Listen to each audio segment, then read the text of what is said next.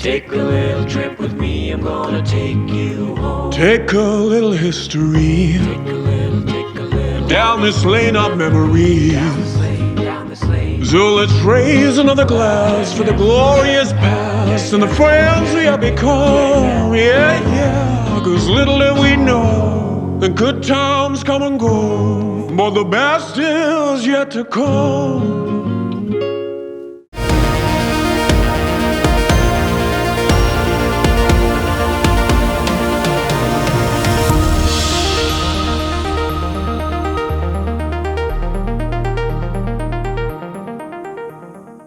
Hello and welcome to a special interview for The Wire. As we approach the end of the first 21-day nationwide total lockdown, wondering whether it will be extended and if so, in what shape and form, there's a question that's been at the back of all our minds that I should articulate and try and see if I can get an answer today.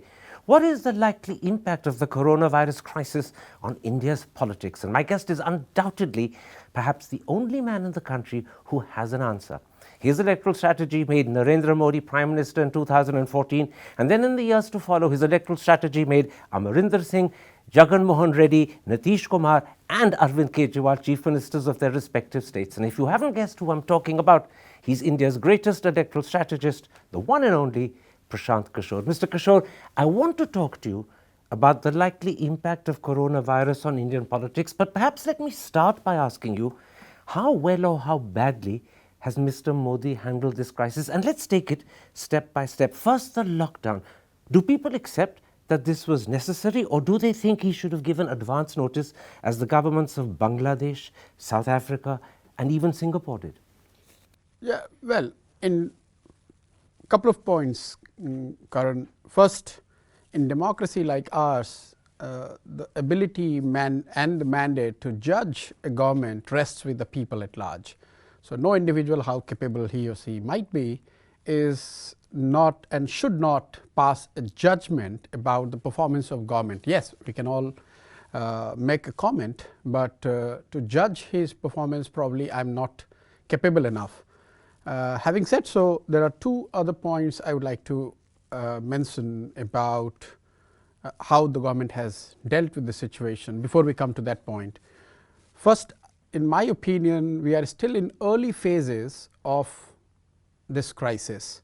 So, there is a lot that could go right or wrong, and hence we should be a bit more careful before passing the judgment about it.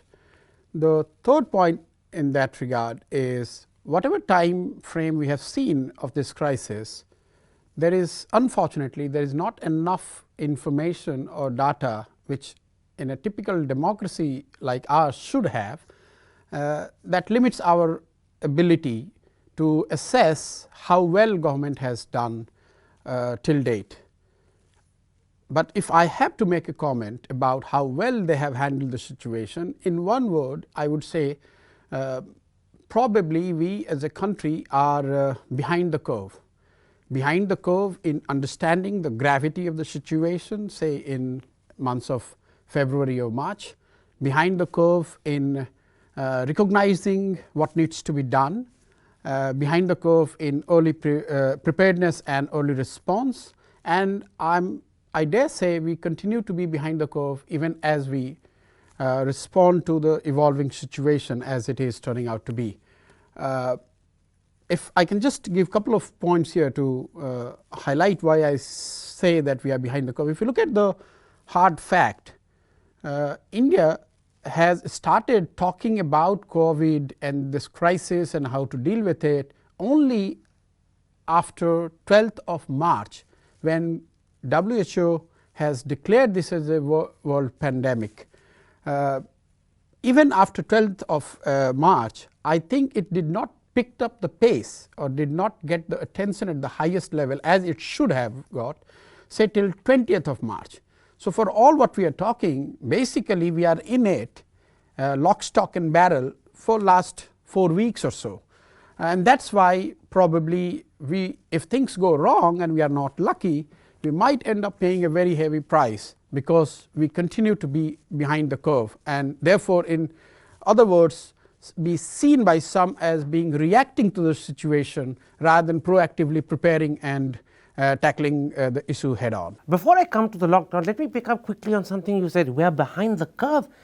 And as you said, at the very top, I presume you mean the government and the Prime Minister, they didn't really get involved till the 20th of March. This means that the reason we're behind the curve and the reason why even at the very top they haven't got involved till the 20th of March is because the Prime Minister didn't take it seriously.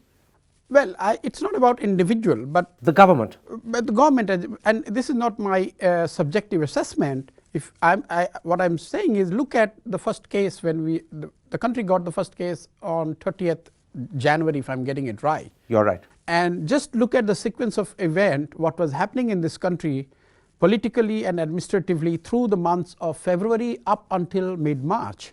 I don't recall any high-level task force, committee, plan, strategy, discussion, communication effort that would have given confidence, or that would have made me understand that COVID is a crisis which is being dealt at the highest level.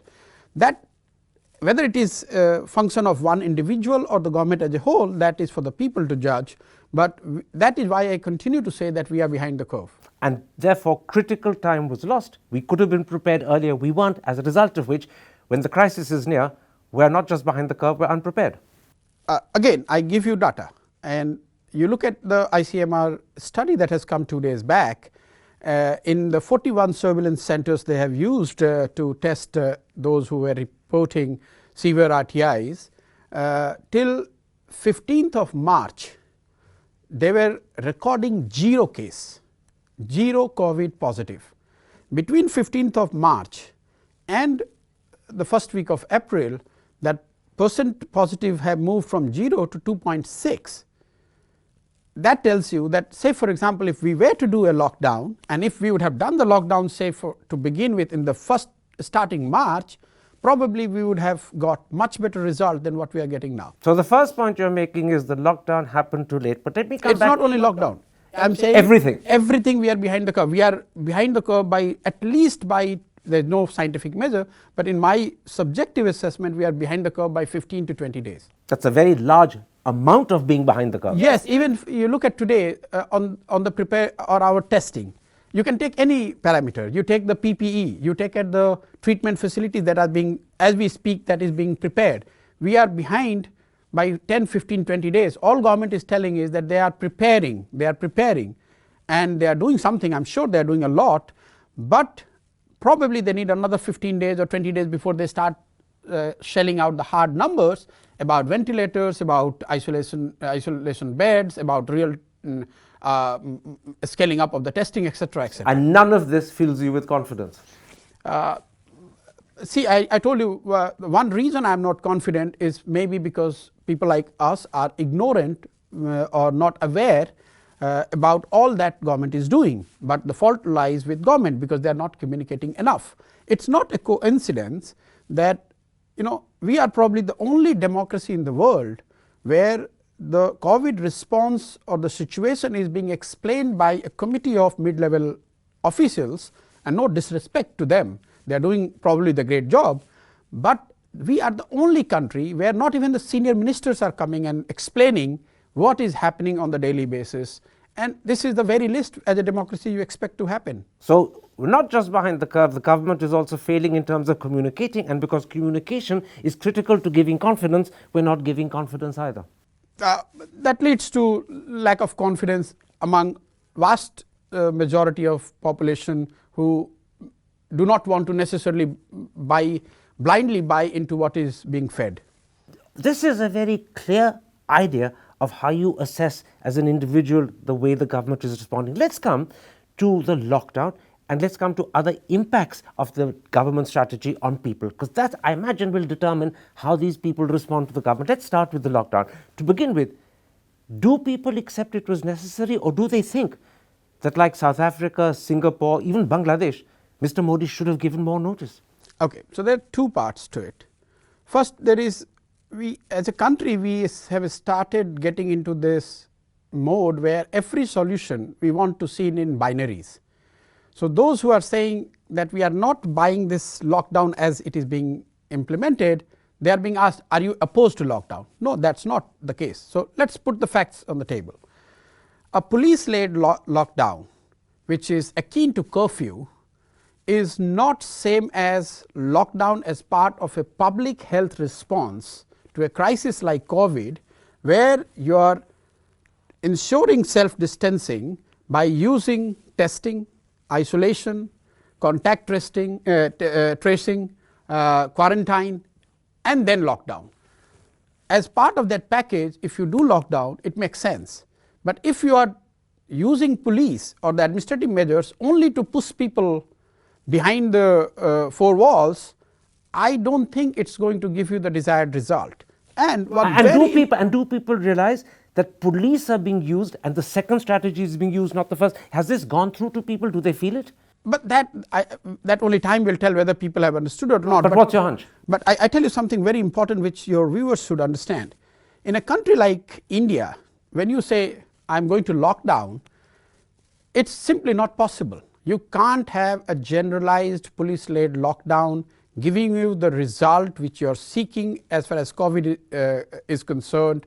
It might help you on the margins in containment, but unless you club it with testing, isolation, quarantine, and treatment and care, the lockdown on its own cannot give you the desired result. And this lockdown was not just a police-enforced lockdown akin to a curfew, as you said, but did it take into account the fact that the most vulnerable and the poor would be the worst affected? And I'm talking about tens, if not hundreds of millions of daily wage workers and people in the unorganized sector who've lost their jobs. They left. And Mr. Modi admits this in the Supreme Court in numbers of 7 lakh, walking hundreds and thousands of miles. Did he forget about them? Okay. So, see, the debate about whether country was given adequate notice to prepare for the lockdown. Let's put fact in perspective here. In a country as big as ours, no amount of notice would have been good enough to prepare it for the lockdown. We have to realize this. So, whether he gave 4-hour notice or 4 days notice, it would have led to some chaos. But the important point is that even after all this suffering, whether we are getting the result which we intend to get from such lockdown. Now, if I look at data, just look at the hard fact, the lockdown as implemented and executed by government today means in the best case scenario, you are looking at about 45 to 50% lockdown. Why I say so? Just look at the government notification. People do not pay attention that there are 70 plus categories of people who are exempted. I repeat, 70 plus categories of people who are exempted from the lockdown. Have you spent even a minute thinking what this cohort size is? This 70 plus category cumulatively account for almost 1/3 of India's population. That means in the best case scenario, at least by the law, as per the government order, 30% people are supposed to be not following lockdown.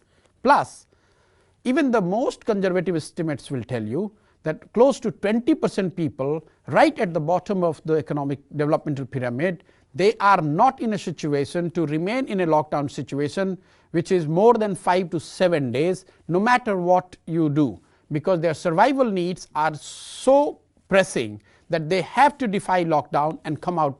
So, technically 50% people would never be part of a lockdown, generalized lockdown as being implemented. Talk about those people who cannot take a lockdown for more than 4 or 5 days. These are daily wage workers. If they don't earn, they don't eat. These are unorganized sector workers who, when they lose their jobs, lose their capacity to eat. How do they feel when they have no option but to walk to their villages thousands of miles away? Do they believe that this government has betrayed them? Do they believe that this government doesn't even care about them?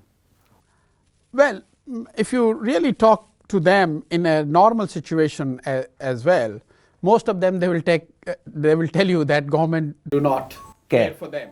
Unfortunate as it is, the bottom 30-40% population in India, on any given day you go in any state, any government, they will say the same thing, that government is not doing enough for them, government do not care for them, which is not fully true but is partially but correct. Now they have this additional lockdown and the fact they're forced to walk to convince them that this is more than anything that's ever happened earlier. It's worse. Yes, it would put additional hardship to them. There's no two way about it. But I wouldn't hasten up to assess the political implication and the blame game. It's Not too yet. early. It's but too Mr. early. Modi in his Mann Ki Baat actually apologized for the suffering, but he also said this was unavoidable, it had to happen.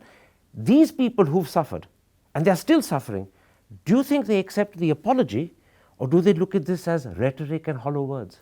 So, Prime Minister saying putting on a public apology cannot be an hollow word. Leave aside the intent or the design behind it. Prime Minister, it was I think it was kind and gracious on his part to accept, at least come on public platform and accept that we owe this apology to the people for adding up to their burden, their hardship, their suffering. Whether they take it, but that does not necessarily mean that they liked what they have been put into. That does not necessarily mean that they are opposed or they are rejecting the apology. Apologies count in this country. But you're also saying apologies it's count. too early to tell whether he's been forgiven. Yes, because the whole thing has to play out over Now, the in next fact, many people months. say that the way in which the lockdown was announced is very similar to the way demonetization was announced in November 2016. Both were impetuous decisions, both happened with the appearance that there was no preparation behind them, and in both cases, the poor and the vulnerable are the ones who suffered. Do people accept that this is just Mr. Modi's style, or is this something that worries people about him? You see, again, I would fall back on democracy and how the way it works. Given by the mandate which he has, even after the demonetization, it is fair to say that people by and large have faith that these decisions are have been made in their interest. Many people you talk on the ground, they may or may not support demonetization, but at least I haven't met till now many who doubt his intent, and hence probably the benefit of doubt has been given to him. Demonetization in comparison could end up very, very mild in comparison to what the lockdown may end up doing. Yes. Is there a danger that if these tens or hundreds of millions who are at the very poorest, if they don't get jobs, they don't get food, they become hungry, that there could be slow anger building inside them, both against the government and the system, both the system and the government? Against the system, yes. I would again not jump the gun and say that it is against an individual or a party or a particular government, because see, for a poor right now it's probably one of the toughest time they are facing. They are not necessarily spending a lot of time and mental bandwidth in making the distinction that who has put them in this hardship. It could be, but they are just looking at system as a whole, whether it's state government, So at the central moment, government. the anger is against the system. I wouldn't say anger. I say if there is a blame game, it is against the system, not necessarily against an individual or a party. Not at the moment. Not at the moment, yes. That could happen depending upon how the lockdown goes, how they suffer, but not at the moment. That I don't think lockdown per se would have that kind of impact, but overall how the COVID situation pans out. Let's then come to the other ways in which COVID can pan out and affect Indian politics. The second is that a lot of people could fall ill. Many of them could die. We don't know. We haven't got to that stage yet. But it's epidemiologically possible that a lot could fall ill and a lot could die. And if that happens, it's hard to believe, despite all the assurance the government gives in its press conferences, that our health system can cope with it. So if a lot fall ill and a lot die, who will they blame? Will people blame their poverty? Will they blame the Indian system which never supports them? Or will they at that point say, ye to sarkar ne hame barbad kar diya? So let's hope and pray that we never reach that situation, because end of the day it's the poor who pays the heaviest price. If in an unfortunate situation of such catastrophe happening, I think it's again a bit too early to pinpoint who would be blamed, but it's just a common sense that they will blame their own situation, they would blame the system, and whoever makes the system will be held accountable or would be blamed for it. But whoever makes the system, is that the government? Whoever is part of that system That would be means blamed. the government, politicians, all of them. All. The whole ruling class. Goes without saying, and that is how it should be, because it's the responsibility of the ruling class to mitigate the suffering as much as possible despite all the constraint which And clearly those country has. people who were forced to have to walk thousands and thousands of miles, And the government said in the Supreme Court it was 7 lakh. It was probably much more. Much more. But these are people who will feel that the system doesn't care about them. But I said before also that if you go and talk to those people, They even in a always felt normal that. situation, they feel that way, that they are not taken care by system. There's a But that does not necessarily mean if you are trying to draw a voting preference, there is no direct correlation that if I am feeling angry today about a particular situation, I will be making a decisive call about voting one way or other. And of course, the election for Mr. Modi is not for another 4 years at least. It's very far So off. a lot can happen, a lot can mitigate in between them. But we are only talking about what the situation looks like here and now. Yes. There is a third sense in which way Corona will impact Indian politics. And perhaps this is in some ways the most important. The impact Corona will have on the economy and on people's jobs. Already, tens if not hundreds of millions of people have lost their jobs. They are hungry, they are destitute. When the economy fails to pick up quickly, and no one thinks it's going to pick up immediately, and their hunger continues, their hardship continues, who will they begin to show their anger at? So, first of all, whenever we are looking at this corona issue, we shouldn't look at this as what makes this unique and more devastating, that it is not only a public health crisis, it's not only an economic crisis, it's both. So, you have to apply the both lens, and the impact and the suffering would probably come on the both side. And that is why I would say, if I push to make kind of a prediction on this, in a worst case scenario, if things go wrong, there will be very few people left in this country who would not be directly or indirectly impacted by this crisis. Whether you are rich or poor, whether you are in urban area or rural areas, because some way or other, either on the health side or economic side, either as a directly affecting from the situation, or as a part of those who will get the collateral damage, everyone will suffer, or vast majority. Let's take it this way: if situation turns out to be worse than what it is looking now, then vast majority of Indians will suffer. But the poor They are will, the of least course, able to handle that suffering. The rich have the comfort of their security. Who will those poor and vulnerable show their anger or frustration at? I have no. It's impossible to tell. It's impossible to. But the one thing that does seem certain is that But they will certainly be angry against the system. There's no two way about it. That goes without saying. that's something we're all agreed on. That whether or not it affects political preferences and choices, we don't know. Yeah. But the anger against the system, which is already there, So I will say, grow hugely. As a society or as a country, we cannot underplay the possibility of a vast majority of poor feeling very, very upset or angry with the system. Whether it will reflect into how it will play out politically is probably third or fourth But stage if the effect. anger against the system is already there and now it's growing, and it could be growing very rapidly, is there a danger that the system itself may not survive? No, I don't see that way. Unless it all depends on how the crisis folds out. I don't want to be sounding alarmist as well, but we are a country of 130 billion 1.3 billion people.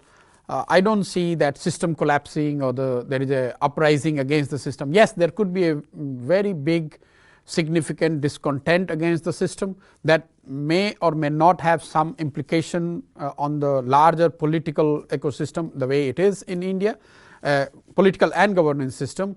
But to call it that there will be a revolution or there will be system collapse and all, that would be a little bit too far-fetched. Let's focus for a moment on rural India, where 60% of our people live. As you know, this is the Rabi harvest season. Yes. And it's meant to be a bumper crop this year. Yes. But there's a critical absence of agricultural labor, if there is agricultural labor, and secondary mandis are frozen, even if the government forces primary mandis to open. So if farmers can't sell or they can't harvest, they could suffer badly. There could be a crisis in rural India, and I know governments like Punjab and Haryana are desperately trying to help, but they've also extended lockdowns at the same time. Yeah, so all state, first of all, Government of India in its third or fourth amendment, immediately after the announcement of generalized nationwide lockdown, they have exempted farmers and everyone who is involved with the farming community. They are under the exempted category. But the hardship, yes, I can talk about say Punjab or Bengal, where I'm more involved hands-on. and state governments are really troubled to provide some whatever support they could, because it's the phase when the farmer has to do harvest and they also have to take care of the post harvest thing. In some of the states like Punjab, because of the some level of mechanization that has happened in the harvesting and post harvesting, I think the agricultural labor is not that big issue, but post harvest, the selling, the mandis, those things remain a major crisis, because we don't have enough storage. If the Rabi harvest isn't harvested or isn't sold, there could be a crisis for India's farmers, particularly in the wheat growing states. I see there will be a crisis. I am not in position to quantify it, but it is given that there is a crisis, there is a great deal of difficulty. They might suffer in terms of best price for their product, they might suffer in terms of logistical or administrative thing that they have to undertake, but how much it will be, probably only time will tell. Only time will tell. Let me put this to you. The government at the moment is considering whether to extend the lockdown or not. 2 states have already done so unilaterally, Punjab and Orissa. If Mr. Modi does extend the lockdown, how will the poorest and the vulnerable who've suffered view it? Will they see this as inevitable, or will they say this is a decision to protect the rich at the cost of poor, because in this country no one cares about the poor anyway? I will not make that. I do not necessarily agree with the last statement. It's not my comment. Yeah, it's a comment that they would make. In general, yeah, that's but still, I would be a little bit. And I've picked it up from the papers and television. Fair enough. You, as a journalist, you can. So, see, if the logic of bringing the lockdown was true or held its ground 15 days or 20 days before, on all those parameters you have only deteriorated.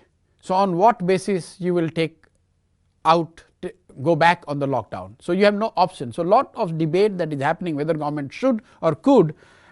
They have to realize that government does not have much option but to extend the lockdown. Do people actually realize that? You are following medical surveys and you understand it, but do the people who've been pushed back to their villages, who are without jobs in Delhi and Bombay, do they understand? But what my sense is, they will continue with the lockdown with some safeguard, additional safeguards, by giving more exemptions to give whatever relief they could give. And will people accept that, or will they say हमारे बारे तो फिर भूल गए? So right now you and I, or in general, people have no option but to follow what government is. You and I are different. We have the comfort of a certain income. Everyone, whether you are rich or poor, you have no option but to follow what government is. It's not the option of following. It's what will be in their hearts. Will they say ek baar phir? See, what will be there in heart will finally depend on how if by doing all these things India averts the crisis, the major crisis, then these people will take this hardship and probably feel great obliged to the government for taking. And if despite this hardship the crisis isn't averted, then? If despite all the hardship, if the crisis is not averted, then of course the system will pay the price. I get the feeling, because I'm trying to sum up what we've talked about, I get the feeling that your position is as follows. Correct me if I'm wrong. At the moment, people are prepared to accept the hardship they're going through. Even if there is anger, it will be against the system rather than against a party or a government, because there's always been anger against the system. But at the end of the day, the greater the suffering and the longer the suffering, it will also have an impact, and it has to be an adverse impact on Mr. Modi's brand image. Or can he sustain that image regardless of the I would agree suffering? with how you summed up, except for the last line, that it would have impact on all the ruling class. No, all the ruling class. Yes, whoever is ruling, wherever they are ruling, they would all get. So there will be, at the end of the day, disillusionment with politics and politicians. I wouldn't say politics and politicians. I would say those who are presently ruling, whether at the government level. Yes, the government of the day will take some flack. No, goes without saying. If crisis is not contained or managed or as we would like it, or as people would like it, despite all this hardship, if it goes out of hand, goes without saying that the governments of the day will suffer, and that I include. I can't. State governments as well. Both state. Local government, not only state government, the local government. If you go to the towns and people and their anger and the councillors, even the local government, everyone will pay the price. This is very important. the greater the suffering and the longer the suffering continues, governments of the day, both at the state and the center, will suffer. Their images Absolutely. will suffer. It's not only about imagery. In real term, they will suffer. Let me ask you specifically about Mr. Modi. He presents himself as Pradhan Sevak. He presents himself as the Chaukidar of the people. How much will he suffer? Because as far as the BJP is concerned, he's special. They believe he brings votes in far more than people vote for the BJP, they vote for him. Will some of this rub the shine off his image? I don't have, it's very difficult to, it will be just a conjecture or a What's your guesstimate. gut instinct? My gut instinct, as a head of the government, he will take some beating as well if things were to go wrong from here. Till now, I do not see much anger or disappointment personally with Mr. Modi. But if things go wrong, I think he is smart enough and very experienced to understand that it will hurt him at some stage. That's a very important point you're making. Till now, his brand image hasn't suffered. I wouldn't limit it to brand image as the holistically whatever Mr. Modi means for the people. Hasn't suffered. I don't think there is a great deal of disenchantment or anger or against him. But if things go wrong, I keep repeating, all governments or the ruling class, all governments will suffer, and as the head of the government, probably he will take some flack as well. Now there is also and how much it will be, that no one can. That in a sense depends upon how much people suffer and how long the suffering goes on. Yes, but in all these assessments, we must keep putting that we hope that this does not happen. Absolutely, absolutely. We're having a theoretical discussion. Yes. Let me then put the flip side to you. Mr. Modi is a powerful and mesmerizing speaker. His 3 coronavirus-related speeches had record audiences. Has he gone across in his speeches as a strong, decisive leader? People like strong leadership at time of crisis. Does he come across as a warrior general in a crisis? And to what extent will his power of speech repair whatever damage happens either to him or his government?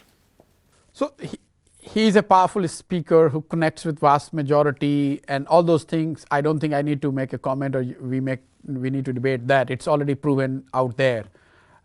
In terms of his communication, specific to this corona thing, I think one communication, if I were to suggest one thing that he could have done better, is while announcing the lockdown, only thing that could have probably reduced all this migration, forced migration and people on the road, is instead of 21 days, if you would have announced it like a 7 days, 10 days, and then would have gone on to extend. Because you have to be that poor guy who has 4 days or 5 days ration in his or her house in his shoe to understand how much difference this makes when someone tells that now next 21 days you are not going to have anything, versus when you say 5 days. So you are mentally prepared for the 5 days and then another 5 days. So he could have just broken down that 21 days into 2 or 3 parts, and that would have reduced lot of anxiety and what we saw in terms of daily wage workers, people's movement, even some people walking 1,000 kilometers plus and all. You're saying that it's quite possible people would not have left Delhi, Bombay, the big cities. Many of them would not have if it would have been done if it would have been announced in something which is coming in a staggered manner. Does this suggest that he wasn't thinking about these people when he announced it for 3 weeks ago? No, this could be merely. It's just bad a way of looking at. No, I wouldn't say bad advice. Benefit of hindsight makes everyone wiser. So now we are having the benefit of the hindsight. But I'm saying that if I were to change one thing, probably this is where he erred. He could have announced 10 days and then extended by another 10, 11 days. Let me make another point to you. Before coronavirus happened, the Modi government was being widely criticized for its handling of the economy, for CAA, NRC and NPR, for the Delhi riots. Now all of that is completely forgotten. Coronavirus has wiped the slate clean. In that sense, has it given Mr. Modi and the BJP a second start? No, I don't think you need a bigger crisis to wipe off the previous crisis and feel good about it. Not to feel good about it, but now if things go wrong economically, which they're bound to, people will say, Modi साहब की क्या गलती है, ये तो corona virus ने किया। पहले वो कहते हैं सरकार नकम्मी है। नहीं, ultimately he has to take the responsibility. Yes. Why this has happened is in a final analysis that becomes secondary.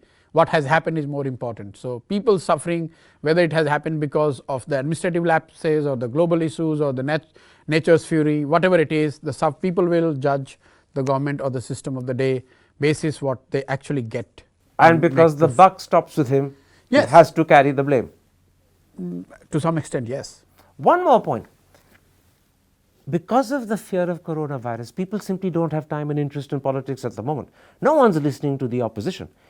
Isn't this giving Mr. Modi and his government a free run for weeks, if not months? That's one way to look at it. But I don't think any government would wish for this kind of crisis to have a free run. I'm not saying they wish for it, but it's still a better the word advantage is wrong, but one of the benefits that accrues to them without them intending it is that the opposition suddenly doesn't count. No one's paying attention. But it's like saying that in a war situation, government does not have to be worried about opposition. But the thing is, if you mishandle the war, you will pay a very heavy price, whether there is opposition or no opposition. Till you mishandle the war, I take it, because it's a good analogy, warlike situation. Whenever wars happen, whether you like the Prime Minister or not, countries rally around the government. It's happening in America, right? It's happening even in a bigger way to Boris Johnson. It is happening right now. Absolutely. As you see people doing those thali, diya, etc., whatever he has asked, and a lot of people are making mistake to directly gauge the Prime Minister's popularity, which is partially true, but you have to also account for this fact that it's a warlike situation and people are willing to do everything that are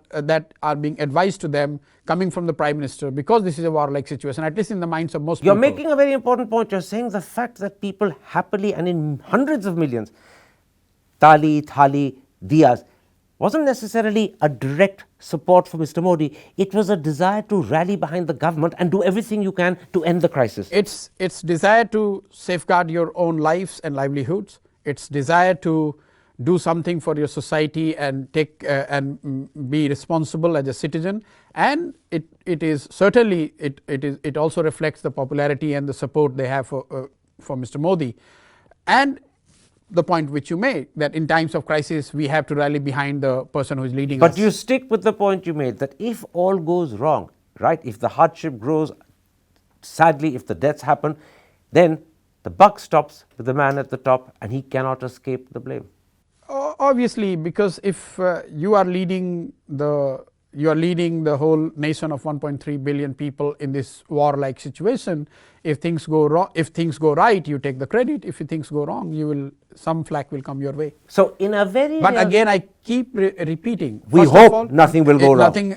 No, that's one part. Second, we have not reached that state. Third, this does not necessarily mean that taking the flag does not necessarily mean that it will impact him electorally, because there are no elections. Absolutely. And in fact, whether taking the flak, denting his image means that he becomes electorally weaker also hinges critically on what the opposition can do. That's the second half of this critical question. We're going to take a break and come back, and I want to talk to you briefly. What can the opposition do? Or maybe I should put it differently. Can the opposition do anything to actually take advantage electorally of the damage that may happen to Mr. Modi's image? That's in a moment's time. But first, a welcome message from our sponsor Glenlivet whilst I take a reassuring sip from this glass. Take a little trip with me, I'm gonna take you home. Take a little history Take a little down this lane of memory. down this lane. So let's raise another glass for the glorious past and the friends we have become. Yeah, 'cause little did we know the good times come and go, but the best is yet to come. Welcome back to a special interview for The Wire. My guest is India's best known and most highly regarded electoral strategist, Prashant Kishor. In part one, we tried to understand in what ways the coronavirus crisis could impact on the BJP, the government, and perhaps Mr. Modi in particular. Now, to the extent to which the BJP and Mr. Modi suffers, can the opposition get their act together to benefit electorally? Bearing in mind, of course, that the next elections are not for another 4 years. Let me start with that question. Can the opposition get their act together?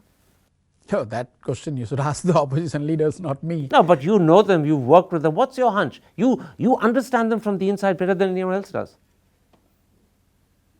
So they can, I don't know what you mean by getting their act together.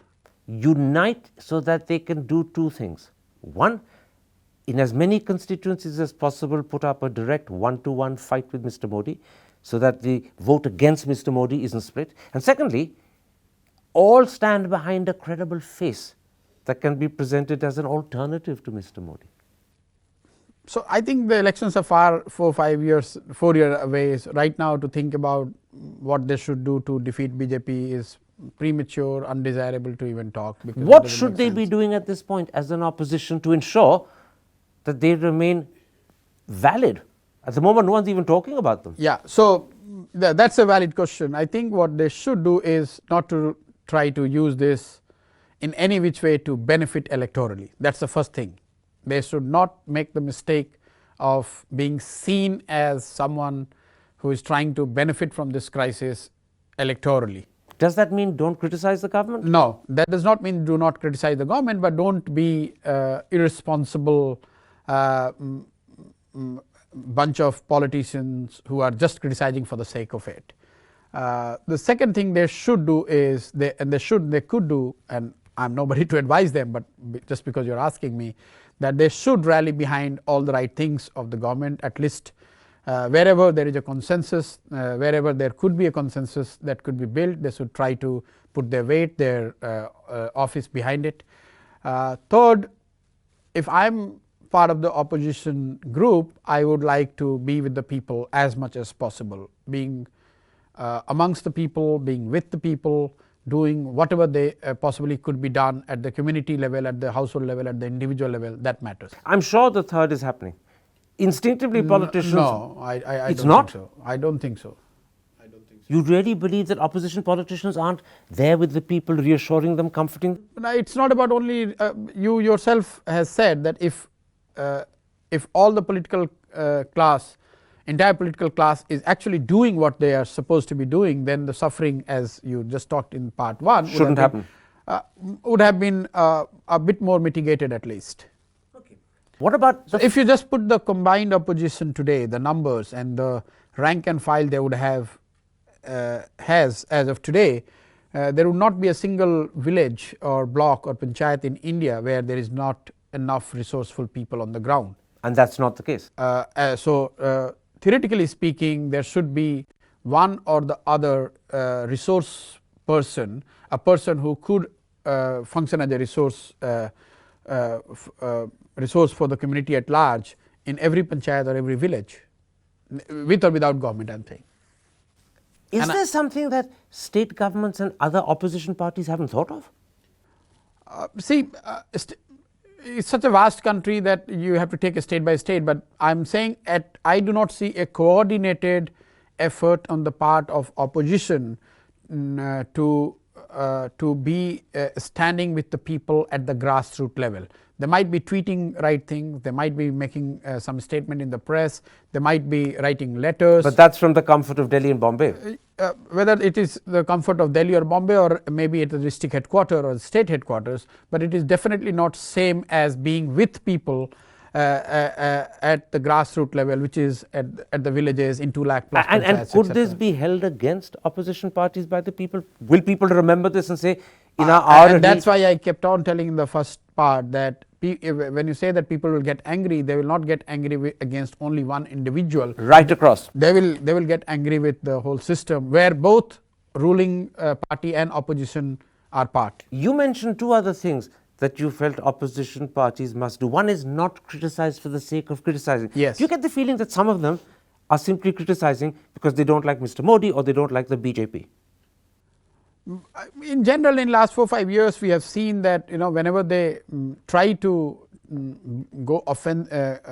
be offensive, take an offensive stance or aggressive stance against Mr. Modi, their efforts have not come across, at least to people like us, in a well thought out, coordinated, measured rationale based on solid data research and some strategy. It's random anecdote here or there, and that what probably, to my mind, it irritates people sometimes.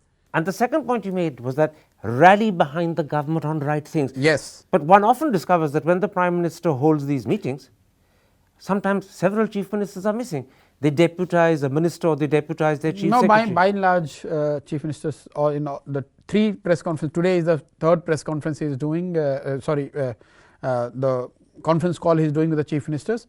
I think barring 1 or 2 exceptions, by and large, chief ministers But 2 of the chief ministers who've been missing on earlier occasions are people you work with. Amarinder Singh was missing from one. I believe Mamta Banerjee was missing from another.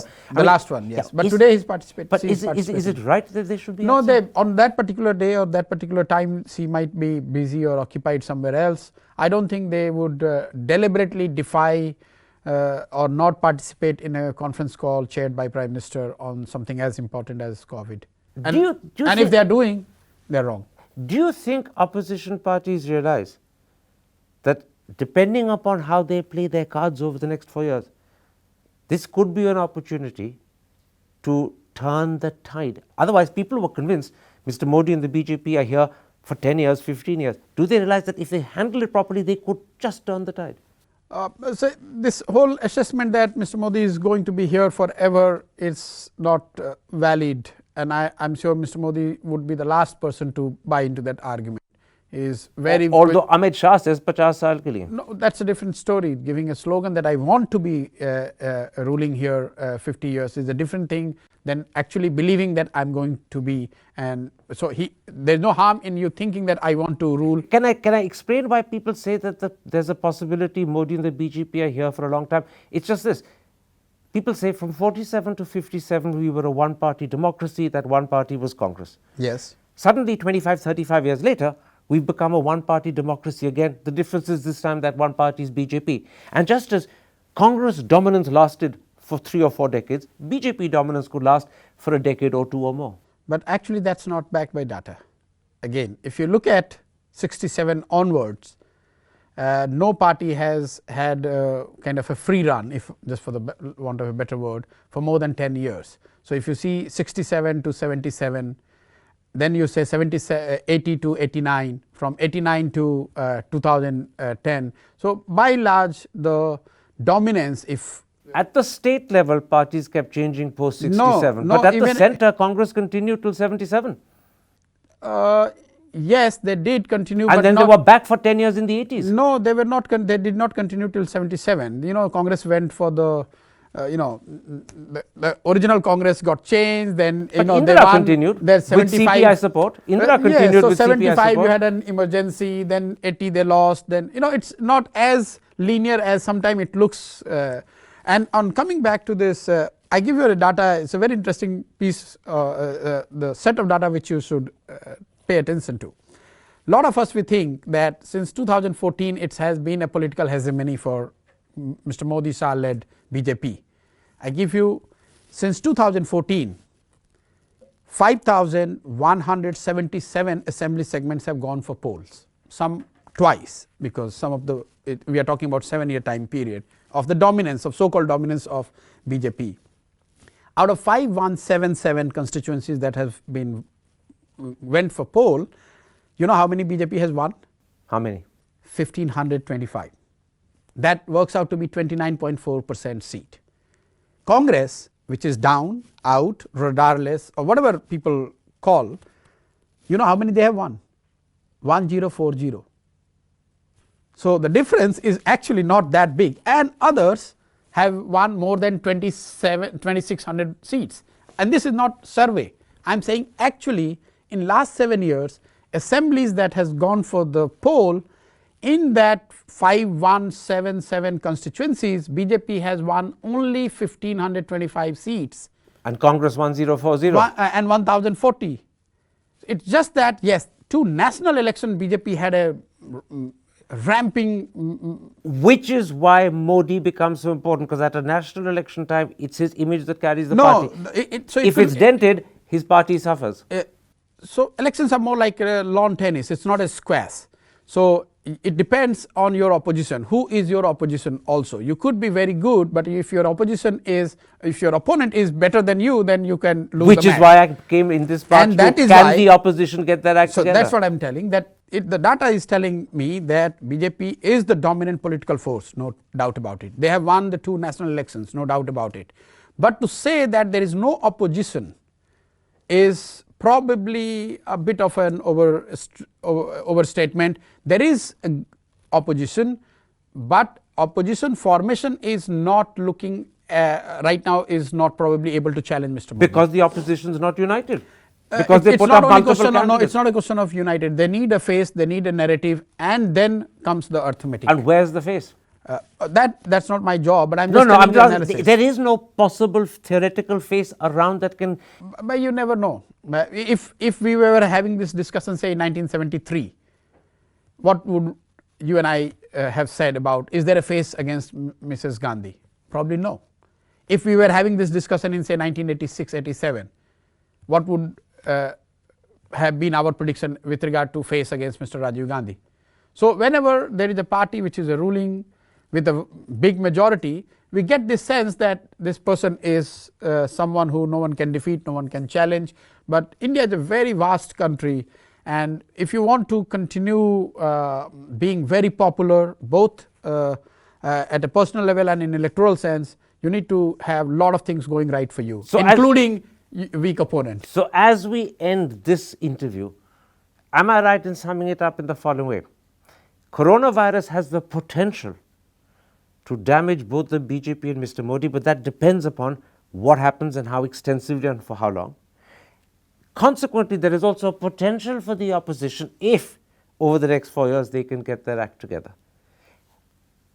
It's But that potential exists with or without coronavirus. And it's quite possible that coronavirus could damage Mr. Modi, but electorally he not be damaged because the opposition continues to lack a face, to lack unity, to lack strategy. Possible. In other words, one of Mr. Modi's strengths remains the weakness of the opposition he faces. That's how democracies work. Absolutely. Yes. Let's end this interview there. In the next interview that's going to go up on The Wire in 2 or 3 days' time, I want to talk to you about yourself. I want to ask you, what is the secret behind the success of your electoral strategy? Why is it that you have brought so many politicians to power? Will you reveal it? And also, I want to ask you about yourself. What do you believe in? But for today, that's it. Goodbye. To receive instant updates on all videos from The Wire, click the subscribe button and hit the bell icon. Pay to support independent journalism. Click the link in the description and choose the amount you want to pay.